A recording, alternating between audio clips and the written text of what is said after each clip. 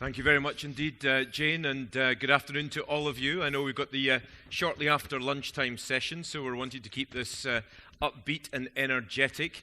We're looking at unlocking opportunities and addressing some of these systemic barriers that there are to scaling up nutrition and to security and access to finance and to quality within food production.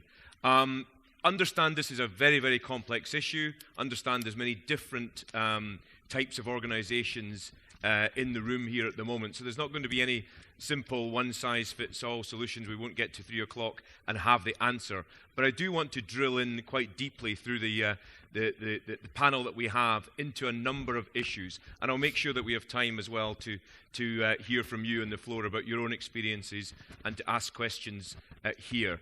I know that the regulatory environment has been talked about a lot. That may well be one of the issues that we talk about.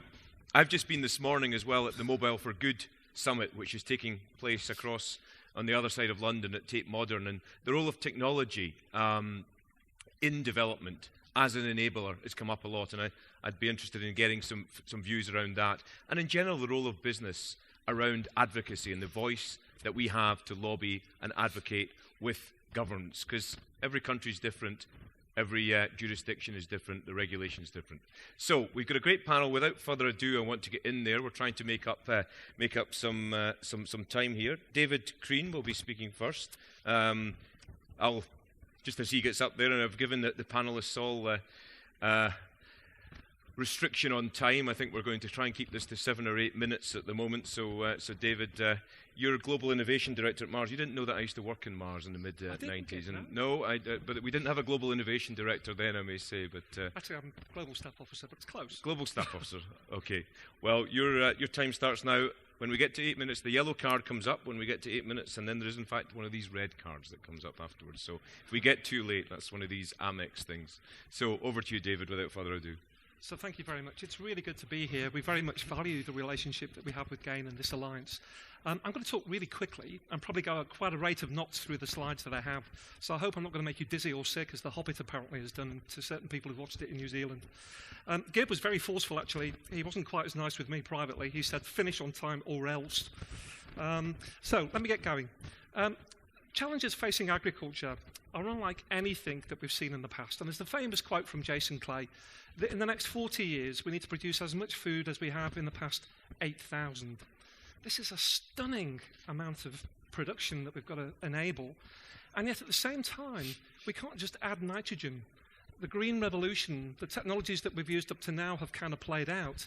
And we've got to look for new solutions that don't do harm and that preserve the environment as far as we can, as we have it today. Quite a feat. I'd really like to talk a little bit about Mars and who we are. I've been accused, when I've shown this slide before, of being part of a strange religious sect. But actually, we have these 5 principles. And these principles permeate through our business. We're a very distributed business. We're not very centralized. And so when you want people to all kind of face the same way at the same time, when you want people to talk the same language, having a set of principles is a good thing. These are our principles. And front and center, you see quality. And I'm going to talk a lot about that today. You also see mutuality, efficiency. Mutuality is something that the business was founded on.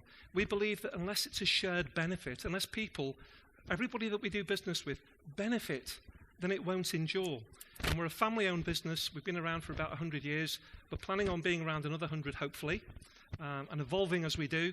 And so it's pretty important to us that we bring benefit to the society that we're in. You might be surprised by this slide because a lot of people know Mars as being a kind of chocolate company, but at 3.8% of our total raw material usage, cocoa doesn't really figure. We also make a lot of pet food, pet care products, gum and sugar products, food products, and you can see that all of those products, those businesses are represented here in these streams of raw materials. I should say that we really, really prefer to manufacture locally for our markets. And wherever possible, we source raw materials locally as well. Now, sometimes it's not possible. So getting peanuts in Hungary isn't always possible. But where we can, we do. And that's quite a challenge. I just wanted to kind of relate food safety to food security. I'm very excited by this because we're big into food safety. It's the cornerstone of our business.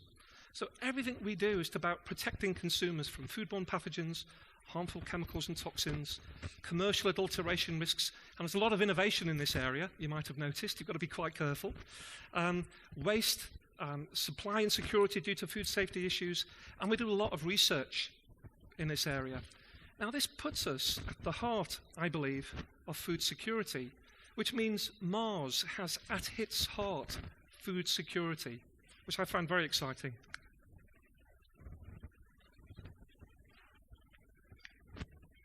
I don't need to talk about this. We've already talked about it today. I guess you guys are probably more aware of these issues than I am. But we're facing a very, very large challenge. If we look at food safety, it's an equally large challenge. And actually, I heard a number of people talk about quality control. And you know, if we were to apply strict quality control to the raw materials and products that are made today around the world, I suspect there would be even less available.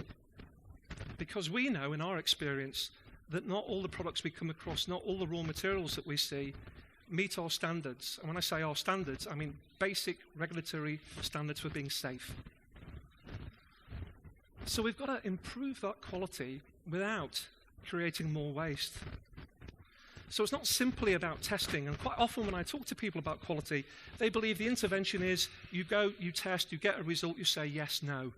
That's not the way it works. Firstly, you can never take enough samples. Statistically, you're very, very limited. You can never take enough samples. You couldn't afford to process them. What you need to do is intervene at every stage of the production process. So it talks about harvesting, about post-harvest handling, storage, transportation, processing, packaging, storage, distribution, and at the point of sale as well is also very important. And this is really being affected by climate change, by poverty, affordability, and we've got to bring all these things together to be able to produce safe food. So how can industry help? What's the role that we can play? I just want to very quickly define quality for you. So when I talk to people, I say, Dave, what's the definition of quality? I often say conformance to specification, and they kind of look a bit blank and go a bit sleepy and say, well, that's not very exciting. Professor Kano, a Japanese professor, came up with this kind of definition of quality, which I really like. And at the bottom, you can see a line that says basics. Products should be safe, legal, free of off-odors, off-flavors, entire, free of foreign bodies, essentially meet the basic consumer needs. That in many countries, in many areas, all of those elements are enshrined in legislation. That's the basic that gets you onto the shelf. And if you look at the top part, it's about excitement. And this is where competitive advantage comes. If you can deliver a product that tastes better, that's more convenient, that has better functionality, better texture, better shelf life, something that you bring that's unique, that's where you get your competitive advantage from. So in this definition of quality, what I'm suggesting is that bottom part, the basics, i.e. the food safety bit, is pre-competitive. We've got an opportunity here as a business to work more together in this space. So, how do you get safe products? I had the great honour early in my career to work very closely with Professor Mossel from the University of Utrecht, very famous in food safety circles at the time. And he said, look, Dave, it's really simple. Obtain safe raw materials, process them as if they were contaminated, and prevent recontamination. That's all you need to do. And he's right. Obviously, it's a little bit more difficult than it might suggest, though. We need to go deep into raw material safety. And what I noticed about 10, 15 years ago, there was a trend for companies to focus on what they believed they were good at. We're going to stick to our core competence. So for us, that might have been manufacturing conversion. Let's stick to our core competence. I don't believe that applies today, and I see a reversal of that trend. We've got to go deep into our raw material supply chains. We've got to coordinate, as we call it, our raw materials in a deep way. If we're going to have confidence that they're safe, that's what we've got to do. Technologies then come in and processing as if they were contaminated. We know all about that. We're pretty good at that. We get it wrong sometimes. We learn a lot, and we capture those learnings in our quality standards and our quality systems. And then preventing recontamination and then going to point of sale. All through here, there's a huge amount of learning. And if you think about all the factories that we have, so in a lot of countries, most countries in the world, and if you think about what we're doing is essentially generating learning and knowledge that we capture in our quality systems. So there are quality systems. But I've just said that food safety is pre-competitive. Could we make those quality systems available to improve food safety for everybody? And I think the answer is yes. How we do that, I'm not yet sure. Perhaps it's some kind of open source quality system that we can share with everybody and people can contribute to. That would be very exciting. But we're going to look into that. A problem for one company in one region can be a problem globally, and things go global very quickly. And so if you have an issue, thanks to social media, it can be all over the place. So we've got a global responsibility. Also, we have a global supply chain. Also, we have global laboratory networks. Also, we have fantastic information that we are now in a kind of big data exercise pulling together. It used to be that to identify an organism would take 48 hours. You can now sequence an entire genome in 24 hours for bacteria. The opportunity for us to do huge epidemiological studies, in-depth investigation, is about to present itself like we've never had it before. And how can we link that so that we can drive the right sorts of behaviors and improvement? If we do that, and sorry, I'm going to really quickly finish now, we can start this domino effect. And I was lucky enough to be part of a group of people that set up our business in Poland in 1994.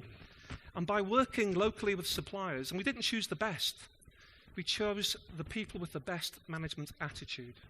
By working closely with those guys and giving them our knowledge and our expertise to apply to their systems and processes, truly partnering, we created improvement. And that improvement, once you create it in one supplier, once you create it with a specification, you can drive demand and you can change, eventually, the industry standard. That's really what I wanted to talk about. Very much appreciate your time. Thank you. David, thank you very much indeed for sticking to time. I didn't even need my red card there at all, so I was that was great. so scared. And real nostalgia. I remember I was in the quality tasting panel for dark chocolate, which is excellent.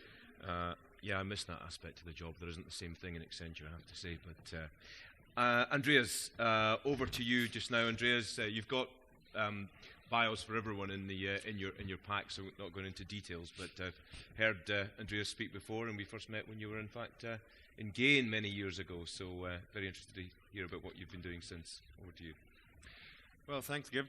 Pleasure to be here, and also thanks to Gain, I mean, one of our long-standing partners, to give me a chance to talk a little bit about the needs of food producers, not only those who are in the room here, but also from our work in many, many countries at the grassroots level.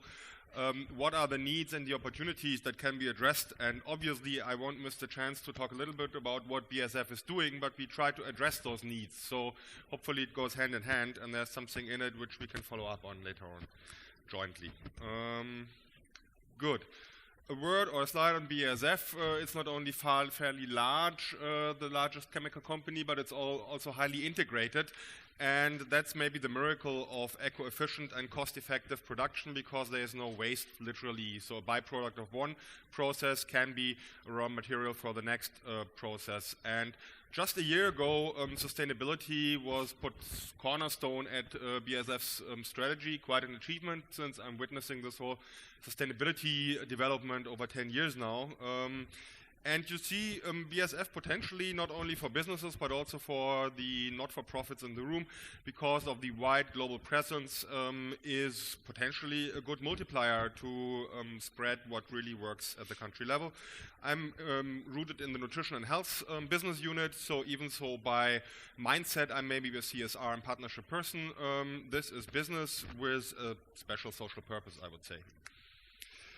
So more and better food, I think, is what everybody would understand. This is a global map of hunger we did with Maplecroft, an NGO from the UK. You see where the hotspots are, therefore I can be quick and save maybe a little bit of time. This hasn't been showed today. Just as a reminder, nutrition and in particular food fortification is among the best investments into human development. By the way, it was for me a career changer when that came out in 2004. I joined Gain in 2005 because I felt doing something about micronutrients with the big impact in all forms of society. If Nobel Prize winners say that's a good investment, why not investing your personal lifetime into that? And Ultimately, fortification, you see some of the essential nutrients, you see some of the typical staple foods, and you see some other ingredients, for example, the logos. And let me just remind us, it's 75% of the food globally that is sold as a staple, often unbranded. And it's no single food company that has more than 2% market share globally. Not even Nestle, not even Unilever. So it's a highly fragmented market, and not only country-specific, but also vehicle-specific action needs to be taken to make fortification really reach to the target group. However, there are some commonalities also, and it's the less costly or the least costly part of a fortification program, but if the ingredient is not right, it won't go to the results. And I think that's a message for everybody here, considering micronutrients, is really consider the cost effectiveness and the quality. We are all very exposed with what we do, and if a program fails, it's really a hard search for the cause, and in particular if the micronutrient, for example, wrong iron form, or for example, a cheap spray-dried vitamin A, highly fragmented structure, is impacted by oxygen and moist, then you won't see the effects it deserves. And that's really a responsibility for every food company, but also for the rest of the community to always advocate quality, because it's very costly if that part fails. This is what we do day by day with our global team. I mean, traveling to the countries, helping food companies, and it's not only staple food companies having no vitamin lab, it's also often at the same time the multinational companies that are happy if a BASF team comes and assists with the technology of nutrition, because that's not necessarily a core business for you guys. So the Indian Mars fellows working at the ground, they're also happy to see some assistance. And I think here it's really, again, joining forces between those corporate partners here at GAIN that know what they do and they are responsible, and GAIN and the consultants to really hook up. And the best workshops we had really was in alignment with stakeholders, where the World Bank, UNICEF, GAIN, GIZ, and we were together with the food companies. So that really filled gaps. A picture you see, even in slums or in vulnerable groups, there's packaged food, there's a logo, and that, I mean, convenes the message. So what I said in the beginning, really helping to use the package as a messenger. I think we could do much more altogether in creating the framework, but also assisting companies to put the right, responsible, and clear messages on their packages.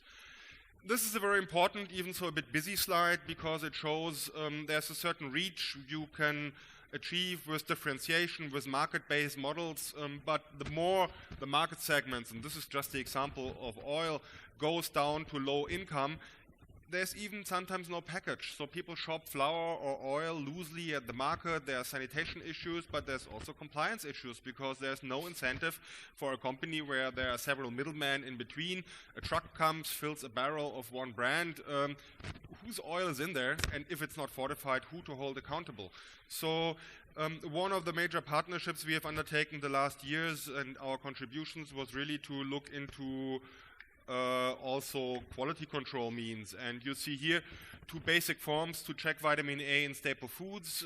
The analytics were not even there some years ago. We developed that, but pretty typical, I would say, large company. I mean, it was an analytical method on a sheet. So we translated that into a little chemistry suitcase and ultimately brought it to low-tech producers, which are really happy to make things visible. So seeing is believing. How should you add micronutrients if you don't see what you're doing? Then later on, BioAnalyt, one of our partners, developed this quantitative eye check toolbox there, which is highly complementary. So those of you using app phones or smartphones, there's sometimes a free app, which is the left one, a screening tool. You get into it, you can learn about it, and if you really want to have rocket science in a pocket size, the iCheck Chroma, for a different price level, I mean, we give away the test kit for free, we develop, follows up. Together with GIZ, UNICEF, Helen Keller, and also GAIN in many countries was indispensable for the success of that project.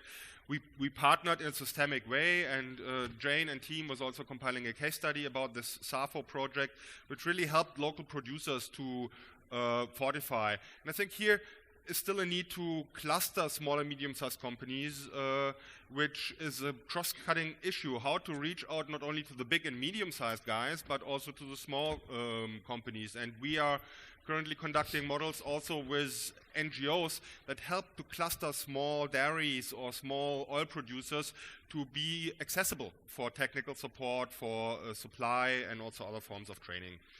Here you see in a nutshell what GIZ, standing now also for many other local partners and private sector, it's not only us, how they combine their strengths in SAFO. And I think the takeaway message here is it needs to be complementary, it needs to be systemic, and in essence, it's really working on the regulatory framework and the technical gaps. And this is the final slide. So what matters in local food production to enable fortification? I would say first and foremost, which is not on here, is advocacy for nutrition and fortification in the broadest sense is really what everybody signs on. The clustering aspect of these smaller companies, I think, is the next key to unlock the door to, the reach in more rural areas and more smaller industry segments. The production and quality assurance, you have seen what we have done. Ultimately, I addressed the labeling and regulatory environment. What I found really crucial, and I just came back from the Philippines, where there is a long-standing law on fortification, hardly anybody is following coherently. Local producers want to see a level playing field with importers. And I think here's a big work to be done to really require the same what you demand from domestic producers, having a closer stake into the population from importers, because otherwise importers going to spoil the program. Quality assurance has been mentioned. Partnership support in the broadest sense is also needed, and the institutional markets has also been mentioned. So that's it from my side. Let me close with, in London, maybe with a little modified John Lennon quote, imagine healthy staple foods that are affordable for everyone. That's what we strive for. Thanks. Excellent, Andreas. Well done, yes. Only a couple of miles away from where, Lennon was at that time. So thank you for that. Again, I didn't need the red card, so Pierre, the pressure is on you rerunning. Many people will be thinking, what's someone from a bank doing in this kind of gathering of what is, I guess, mostly food companies. Maybe you can help explain. Maybe that's also the first remark. Very happy to be here. The first time being a partner in this global business alliance. I'm not a nutrition specialist. I'm a banker, so very happy to be here. And I learned already a lot this morning. I'm a representative from a bank with a long history, about 110 years ago, established in the Netherlands, servicing, you could say, poor smallholders and maybe malnutrition people in the rural areas. And that's also probably what I would like to show, what can be the link with gain and malnutrition. By the way, nowadays we are the #1 food and agri bank, represented in about 50 countries all over the world. And that's also because we have a lot of clients in this world that we started cooperating together with our program manager Barbara Weiligman in the Dutch coalition, AIM coalition, together, for instance, with DSM, ExxonMobil, Unilever, and these kind of companies who are mainly clients of the Rabobank as well. But let's talk about the smallholders. Can I have that one? Because that's, I would like to talk about, and especially how, let's say, smallholders can contribute to the food security problem. Okay, I think all of you are aware of the need and the challenge for the future. Population growth, income growth, and a lot of demand from the non-food sector. And the challenge is to double, and I think all of you are aware of that, to double the agricultural production. But next to this, also I think a very high contributing role should be there for the smallholders, and that's exactly what I would like to talk about.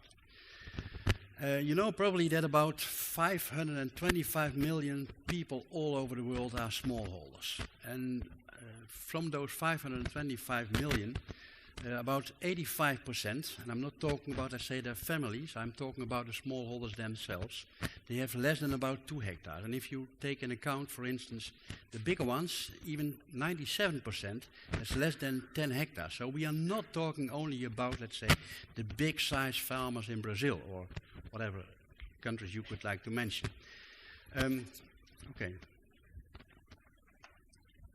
So there's a big challenge, and I think one of the biggest challenge is how to connect, especially those smallholders, to the, let's say, food security of the future. Oh, now I need that one. Okay, this is another item, food losses.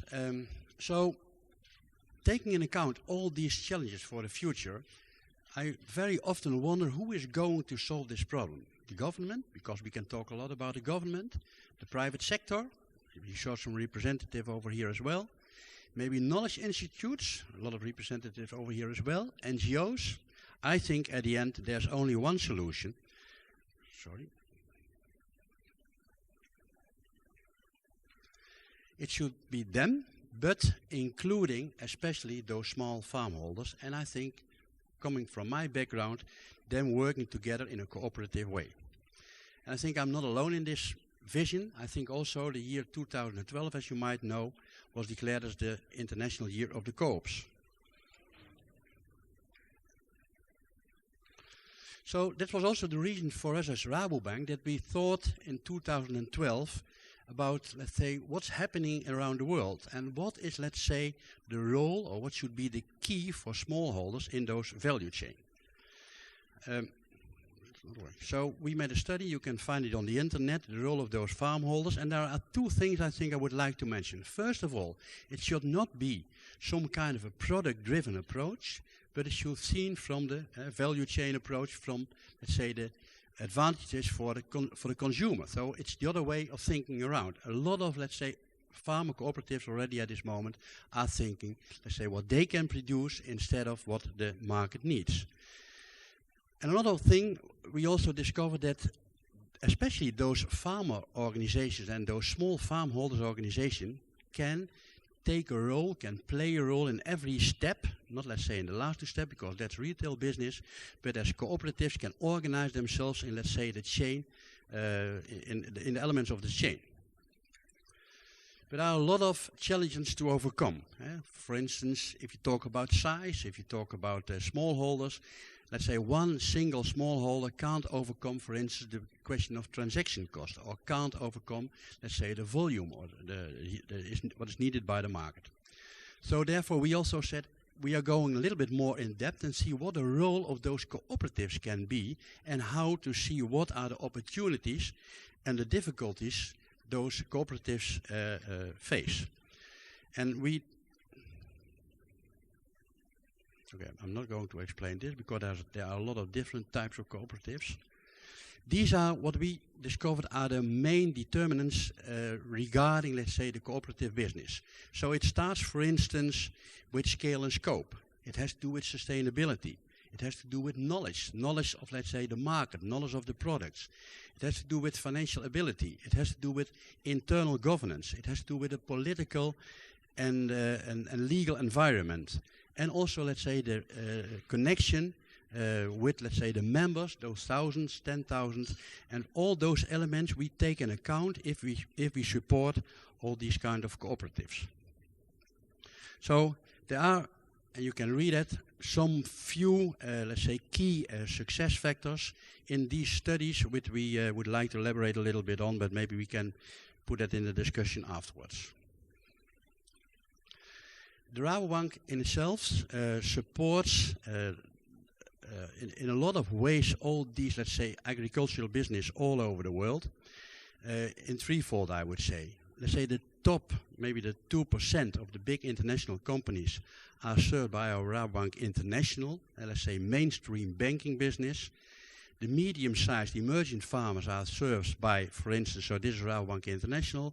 The medium-sized are served by Rabobank Development, because we acquired a lot of banks all over the world, especially in rural Africa. And let's say the more smaller cooperatives all over the world in about 25 countries are served with donations, with microfinance, with trade finance facilities, with technical expertise from clients or from people within the bank to help them out of poverty and to get them organized. And if possible, and that's something I think we can bring in as an advantage, especially as a bank concentrating on food and agri, you could say on the top end we are servicing the big international food and agri clients. At the bottom we are servicing the small cooperatives, let's say in the rural areas somewhere down in Africa. And in the middle we can also serve them financially by those banks, for instance in Tanzania, Zambia, Paraguay and Mozambique. And that's, let's say, the way we try to connect them with all kind of projects to, on the one hand, the local markets, regional markets, but also to the international supply chains. And okay, some examples, for instance, cocoa, sugarcane, banana, coffee in a lot of countries. And these are, for instance, the countries on the eastern side we serve. And I think that's a little bit to elaborate what we are doing as a cooperative bank, supporting, organizing those smallholders all over the world and trying to connect them to the international, local, regional value chains and also bring them in contact with specialists on nutrition behavior. Thank you very much. Thank you very much indeed, Pierre. So I think you're the winner. I didn't even need my yellow card for you, but that's kept it. These are, I know you've had to race through these presentations, lots of rich slides in there, but also hopefully lots of areas that people will want to ask questions on. A couple from me, first of all, before I go to the audience. David, you were talking about this pre-competitive space and food safety being a pre-competitive issue. Therefore, governments have a role, right, in terms of and public institutions have this role. Where can businesses do more to support governments in that capacity, in your view? So what we've seen works really well is when we can work through trade associations, partnering directly with governments. In our factories we've used them, we've opened the doors and frequently use them for training for regulators. So, regulators who want to learn how to do HACCP, come and visit, let's show you how we do our HACCP. And I think the thing is that quite often regulators are, excellently qualified people, but perhaps lacking the pragmatic and practical experience of what a factory looks like, how it works, the key things to look for when you go into a factory. And by giving them those insights, I think, that results in better regulation in the end, and also better enforcement. And I think one of the problems that we've seen in the past is regulation, but lacking enforcement. And the two need to go together. So good regulation with good enforcement. Are there any examples of where, any country or jurisdiction where you've actually done that successfully? Yeah, I mean, we in the countries where we're well established, so lots of the European countries, we've had people in from government just outside London to the west. We've got a factory, Slough, which is probably where you were. I was, come friendly bombs. Yeah, yes. And we've had lots of regulators in there. More recently, we had a whole group of people under a program organised with the World Bank visit our new factories that we've just installed in China together with regulators. And that was a very, very successful session. Yeah, that's good. I mean, either, Pierre or yourself, Andreas, do you also get involved in similar things? I mean, where do you see the role that your companies can play in supporting? Probably Andreas, maybe. I mean, a healthy look on that issue is, I think, if you go along your value chain and you realize there's a roadblock or a limit because it's beyond the market reach, then automatically I would personally look into potential partnerships. Take, for example, the potential small, medium-sized oil millers or flour millers. So how can we really reach out to them to what we do? Because in our business model, it's much easier to work with larger, medium-scaled ones. So they are often remote. Is there an association? Is there a cooperative? Is there a partner GAIN can help, for example, at the country level to work with, who can be a multiplier? At the same time, we look also into the level playing field and we see, the fortified foods are not exactly automatically going to the low-income population. It needs a quality control frame, and as a supplier of quality ingredients, we have an interest in regulators that also take care of that level playing field. We see They have an HPLC, a very complicated machine. If you don't maintain that, it breaks. It's very costly. If they are just good people, they are also very looked after in the private sector. So who's doing the job? And then we, over years, developed test kits which are pragmatic, easy to understand, cost-effective. That's nothing which is our core business, but we realized there's a roadblock, and then in an entrepreneurial way, so to say, look how we can tackle it. Okay. So I'll come to you, to you, Pierre. In terms of, you talked about the sort of collaboration. You talked about DSM and Rabobank and Unilever and AkzoNobel. I don't think you have to be Dutch to collaborate, but the Dutch, I think, are leading the way in terms of B2B stuff. I see Foco down there is agreeing. Where do you see as the role for collaborative action in this space, in this pre-competitive space, with businesses with each other rather than the public-private partnerships, the private-private partnerships that can be so successful? Well, I think if you think about a chain and collaborating along the chain, there can be, let's say, interventions all over the chain. And I think if you don't make new coalitions in every step, or maybe in the connecting steps, you will be out of business. So I think it's a necessity to organize that as a group, as a cooperative, or as a firm. Because if you won't, I think you will be out of business. And you see finance as one of these kind of linking. Yeah, let's say money or finance is maybe one of the things which can contribute. But I think at the end it should be the vision, the mission, let's say, thinking about the market, thinking about evolution, I think, which will contribute the most. And finance, money is just there to organize and help it. Any other comments from either of you on that? I'm particularly interested, as I say, just from the conference I've been at, on the role of technology as well in enabling some of this collaboration. There was a lot talked about agriculture, food production. Any thoughts in terms of, are you working with other companies? Mars always, used to be quite DIY, but you collaborate, I guess, up the value chain. We're working with lots of researchers, lots of universities, some other businesses as well. And I think that if you look at the challenge facing agriculture, it's hard to see how we can meet those challenges without using new technologies. But at the same time, a lot of those new technologies, consumers, for one reason or another, in different parts of the world, have different levels of acceptance. And, for example, genetic modification. Is there a role to play for genetic modification in meeting these challenges? Yes. Is that acceptable to all consumers? No. So there's a real challenge around, first of all, making sure that these new technologies are safe, and understanding how you know what you don't know, and at the same time making sure that they're communicated in such a way that people can form a balanced opinion about whether these technologies are worth investing in or not. But I can give an example, for instance, also with your company. Just an example I was thinking about was cocoa farmers being organized in Ivory Coast and Ghana together with a trading company like Ecom, and also with a producer like Mars. And they are cooperating. Another example this morning, elaborated a little bit by Berbel, and I think also some other colleagues in Indonesia, is the Streetcar food project, where, for instance, DSM, AkzoNobel, and on the other hand, let's say the small cooperatives producing the food which is distributed through those cars in the city of Jakarta, let's say, combined as a joint effort. And I can mention a lot of those, let's say, combinations. In the German government, there's also, along with various other initiatives, taking a closer look into pre-competitive partnerships along the value chain, so combining agriculture and nutrition. And it remains to be seen to what extent the additional complexity and opportunity cost of such a chain of partners can be outweighed by, the one-stop shop argument. If you go to a country like Mozambique and you offer to food producers a more comprehensive set of solutions, does it really pay off in the terms of benefits? I think that's a very exciting development of partnerships, from bipolar ones to value chains ones.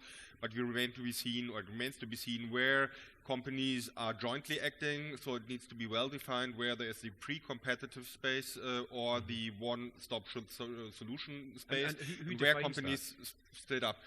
It's the partnership design at the beginning, and you know that as I do. I mean, there's a phase of gathering the partners, building commitment, laying out documents, and living then what you have put down. But I think the design is quite important, that not everybody goes all over the place or standing on each other's toes. Sure.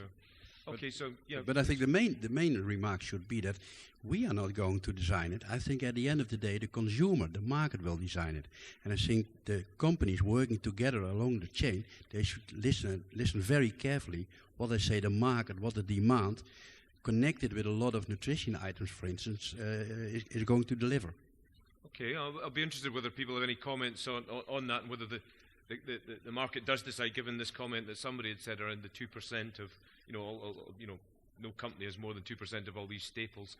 I'm going to come to the audience in just 1 second. One last question for myself, because I see Mark sitting at that front table there, and he's probably wanting to hear from a GAIN perspective, what GAIN can actually do in terms of addressing some of these issues or enabling collective action in this space by companies. What would you, any of you want to have a crack at that, David? Sure. I think it was, sorry, I haven't met you, Caroline, but you were very provocative before, and you said, hey, nobody's talking, why not?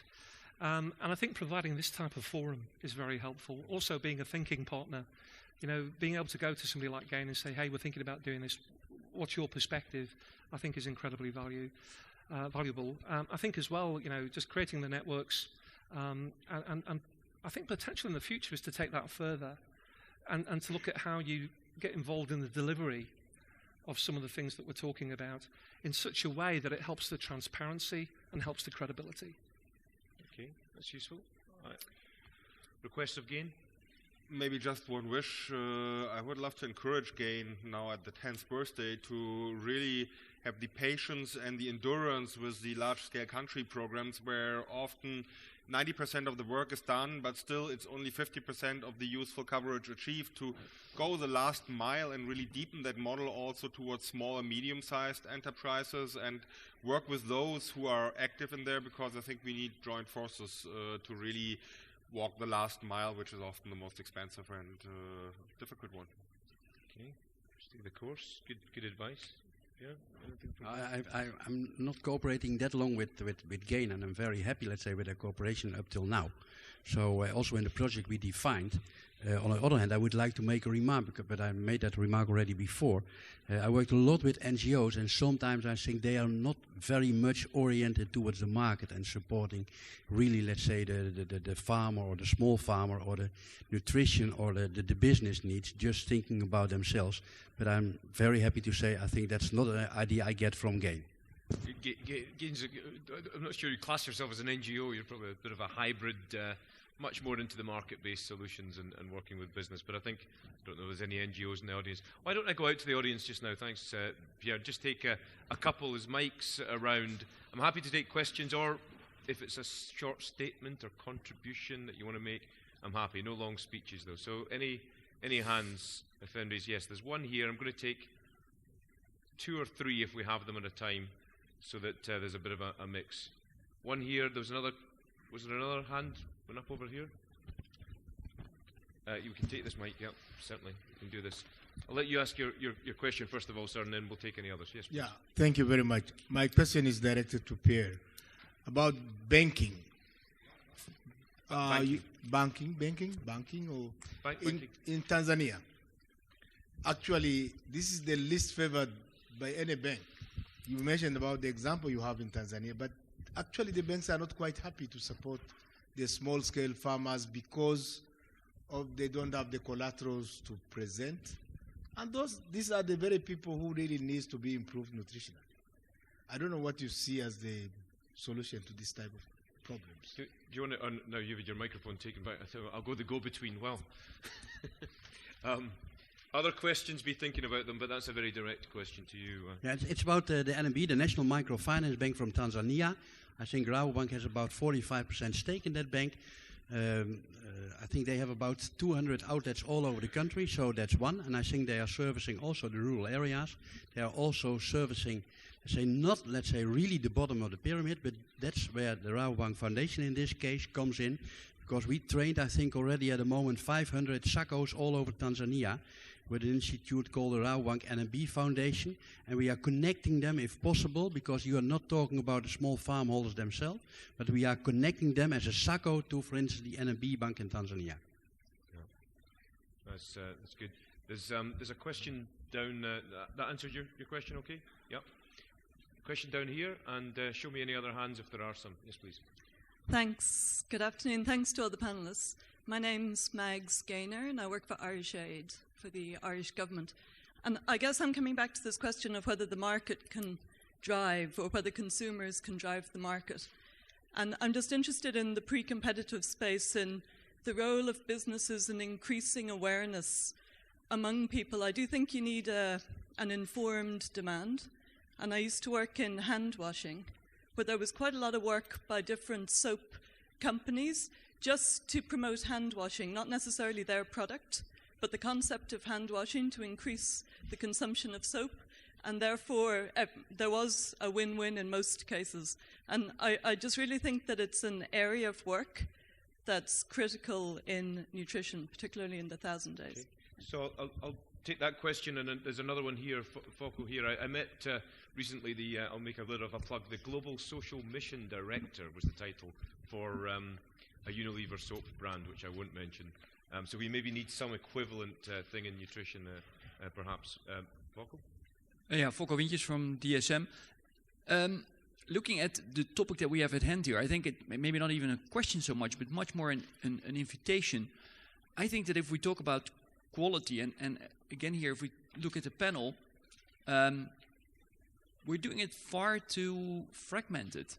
I think that we really, and that's probably would be the outcome of hopefully of this discussion, we need to, if we want to bring this to scale, I think we need to look at pre-competitive collaboration in the area of quality assurance and quality control much more and much, much faster. I think if I look at the stories, again, we are telling our own story, and I do the same, so there's no blame at all, but I think we should stop doing that, and I think that we, as of now, should really start saying, let's do that quality assurance, quality control together, because if we bundle resources, we can make much, much more traction. How would you do that, or what?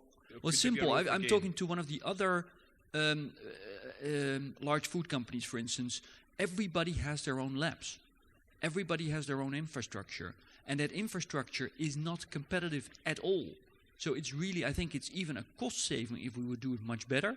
So I think if you look at the big food and beverage companies, and if you look at BASF and ourselves, if we combine all our need for quality assurance, quality control, I think that we will be able to really quickly get that much bigger than what we do right now for everybody's benefit. Okay, I'll take one last question and then we'll go back to the panel on all three. If there is one last question, this is your last chance to, can't see because of these lights. If there's no more, yes, there is one here. Yes, sorry, can you get the mic down to here, and then we'll answer all three of these. The lady in the table there.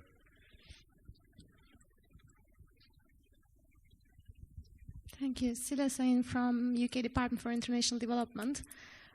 Just have a quick question on the various issues that you touched upon during this session, and really trying to understand better what does it take for companies to... Can you hear me? No. I'll repeat it in a second. And yes, please, sorry, can you start? Question? Yes. What does it take for companies to move from subsidized models in the space of nutrition to long-term commercial models? And what are the timescales that are involved? What is the pathway to sustainability? How do you see the roles of donors, NGOs, and companies in doing that? And would you be looking for achieving cost neutrality throughout that journey? Okay, so there's quite a lot in there. So we'll come back to the panel. We've got the British government aid arm, we've got the Irish government aid arm. We've got three questions. So one is around this, when will the subsidies from perhaps the public sector sort of move away across the whole value chain? We talked also about, Volker was asking, and DSM were asking around the pre-competitive space. Why do you all have all your own labs? Is there something more that you can be done there? And then the first question, which I think is also a good one, around consumer power, this elusive thing. When are consumers going to start demanding this, or what's the symbiotic role for businesses to find a win-win on nutrition, good for society, good for business? I mean, David, do you want to sort of start off on any one of these or all of these? Sure. Well, perhaps if I go to the question of why don't we share labs, why don't we share information more freely? Why don't we make quality less focused into a business and make it more broadly available? And I think that's absolutely the thrust of where we're going with this, and I completely agree. That's what we should be doing. There's a number of significant hurdles to get over. Firstly, I don't think it's so much about the labs, it's about the data. And how do you get the data in a consistent way? How do you use consistent methods? How do you use consistent tracking so that you know what you're getting is comparable?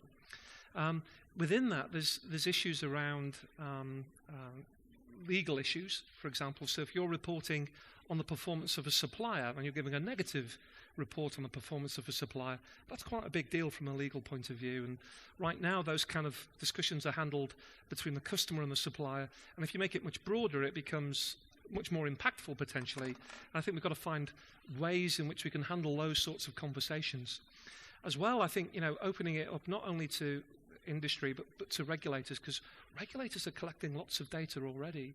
And if you look at people like, CDC, and the various food safety organizations around the world, they're collecting lots of data, epidemiological data, that if you were to hook up with the data that suppliers could potentially generate, could solve a lot of the mysteries of food safety. And I think, once again, how do we get there? It's going to take a while, but you can see that's a very exciting potential endpoint. So I guess I'm sorry, it's taken a long time to say I completely agree, and we need to find a way forward to reach that. Anything for Gain on that one just before and we'll go on to the other. Well, once again, having an independent third party to work with is always potentially helpful. Broker, exactly. Neutral broker, whatever. Yeah. And on the other two areas, Pierre, I don't know whether you want to go. Well, I can talk for hours about, let's say, these kind of subjects. First of all, I think, Fokwise, I fully agree. I think that new combinations have to be made. And I think, for instance, especially in the Netherlands, we work already, for instance, with Unilever, DSM, AkzoNobel, but on the other hand, Maas, Ecom, Ilovo, I can mention, let's say, plenty of companies. And I think these new combinations, incorporating smallholders, especially what I was talking about, is, I think, at the end of the day, something what shows economic development. And I think at the end of the day, it should be about economic independency, about economic development and economic empowering. And not, and then I come to the other remark, talking about the role of the NGOs, keeping people or making people dependent from, let's say, external money and not making them, even smallholders, small entrepreneurs, making themselves independent from, let's say, external donor money, I think is a wrong way of thinking. I think I very much believe in sometimes donations because they can support, they can help, but at the end of the day, they should not be dependent, long life, let's say, from external donor money. So I think that's the question. So how do you get them off it? You see, there's a role for it, but how do you wean them off this the public subsidy? I think by organizing them, that's first, because if they are too small, organize them probably in cooperatives of 50 times 20 farmers, let's say about 1,000, and then they can really make some effort in the market, and they can contribute and they can negotiate. I think, by the way, also there might be a role, but I said already when I started, I'm not that much aware of the role of Gain, but I think there's also, in all kind of new collaborations, a possible role for maybe the business alliance forum from Gain to contribute to these ideas as well. Okay. And no one's picked up on this consumer question that came up. I know you're a B2B business, Andreas, but are consumers going to ask for more nutritious stuff?